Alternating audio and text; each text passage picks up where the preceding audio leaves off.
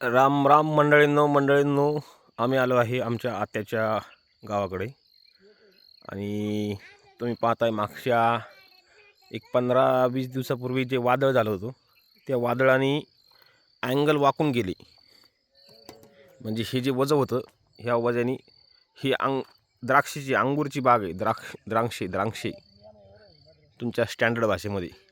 तर ह्या द्राक्षाचे बाग वजं भरपूर होतं आणि वारा आल्यामुळे हे अँगल वाकून गेले. तुम्ही इथून पाहताय सगळे अँगल वाकलेत आणि ही बाग पडली. आता बाग पडली तर बागेचं नुकसान काय झालं आहे. आता ही बाग उभी करायची, बाकीच्या गोष्टी तर आहेच.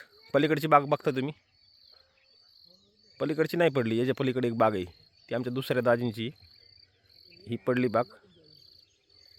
तर मित्रांनो, याला फळ होतं का काय होतं ते बघूया. हे फळ बाग तोडून गेली. बाग जर पडली नसती तर आणखीन फायदा झाला असता. शेतकऱ्यांना किती संकटांचा सामना करावा लागतो ते तुम्ही पाहू शकता.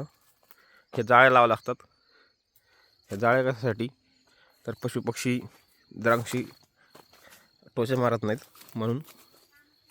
हे पहा इकडं प्रत्येक ठिकाणी पडले ते अँगल. बरं, हे फक्त हेच अँगल नाही पडले, आतमधले देखील अँगल बघा. हे पहा उभी केली, नंतर बाग उभं करण्यासाठी असं केलं. तुम्हाला मी फळ दाखवतो. हे पहा, हे फळ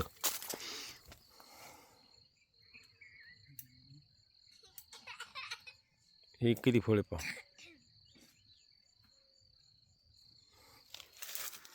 इकडं फळ तोडण्याचं काम चालू आहे.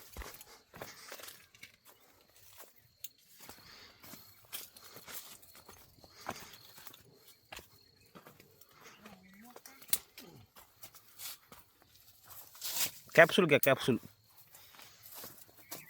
साक्षी, ही ईश्वरी तोड की तू असं बसून. त्याला तोडायची गरज नाही आता. नुसतं हिरव कोण घालतं? नुसतं हिरव घालतो का तुम्हाला? नुसतं हिरव. हे पहा, अशा पद्धतीची बाग होती, पडली. अर्धी बाग तोडून नेली. 2-3 टनाचा माल तोडायचा राहिलाय. मध्ये कुठं? हे मग मध्य भागातच आहे की आपण. कुठं?